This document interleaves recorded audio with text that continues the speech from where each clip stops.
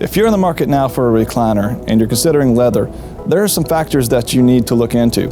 So imagine that you can go into a store and know about leather and make a decision that's educated and one that you're going to enjoy for years to come. So today I would like to cover 4 topics. First, durability of leather. Secondly, split hide versus top grain. Third is common misconceptions with leather. And lastly, a product out there known as bonded leather.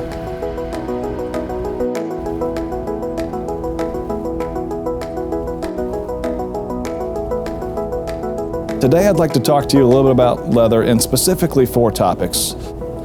So to begin with, let's go with durability, number 1. Many people come in and over the years I've been asked, is this leather durable? Is it gonna hold up? Well, a top grain leather is gonna last 4 times longer than fabric on average. Another demonstration that I like to do with clients is I get a pen and I get a swatch of top grain leather, and I'll have them stick the pen into the leather to see the durability and literally break this pen before I'm going to puncture this leather. So durability wise, a top grain leather is going to be very durable. And I emphasize that because not all leather is going to be a top grain leather. So that brings me to topic number 2. What's the difference between a split hide and a top grain?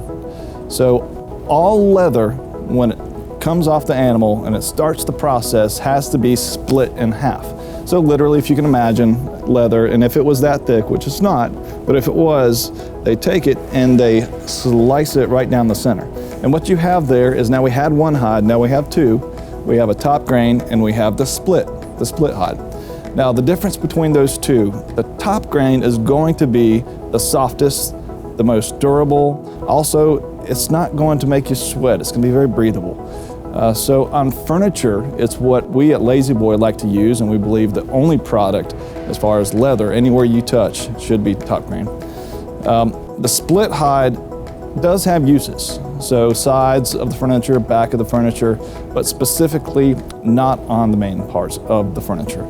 So when you go into a store, you want to ask the question, is this top grain leather or is this a split hide leather?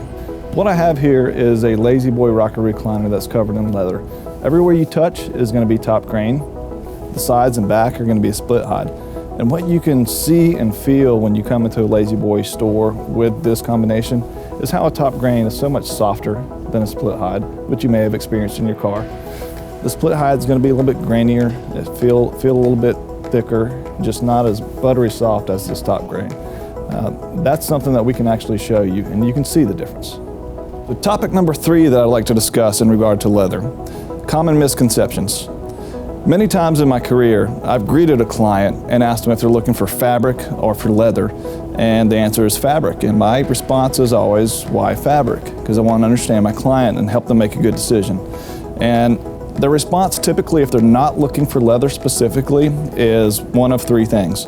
It's too hot, it's too cold, or it's sticky.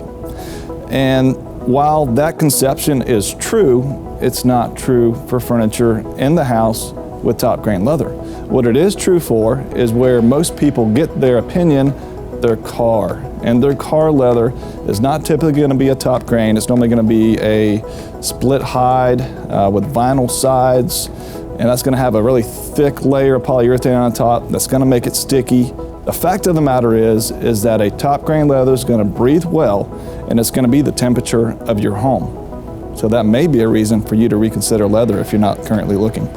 4th topic that I'd like to educate you on today is bonded leather. That's a term that's very common out there, and not everybody takes the time to educate their customer. Bonded leather, in our opinion, is actually a fabric. And let me tell you why.